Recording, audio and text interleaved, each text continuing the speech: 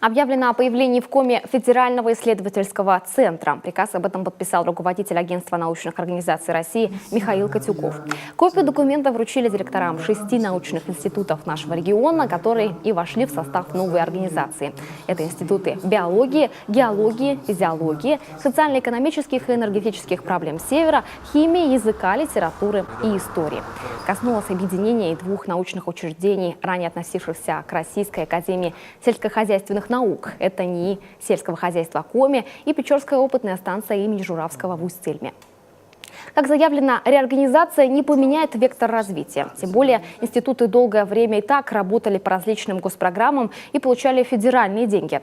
Зато добавятся к ним и междисциплинарные, которые будут отвечать за развитие региона. Обоснование создания новых морских портов – это транспортно-логистические коридоры.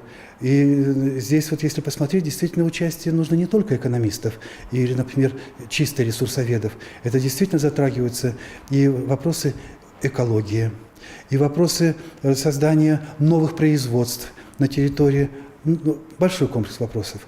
Поэтому, если коротко ответить на ваш вопрос, преемственность исследований сохраняется, но появляется большая ответственность за междисциплинарные темы в интересах развития Республики Коми, Севера, Арктики и в целом нашей страны. Не коснется реорганизация и штата КНЦ. Слухи об этом опроверг сам Владимир Володин. В Федеральном научном центре будут работать около 800 человек. На их заработной плате новшества также не должны отразиться.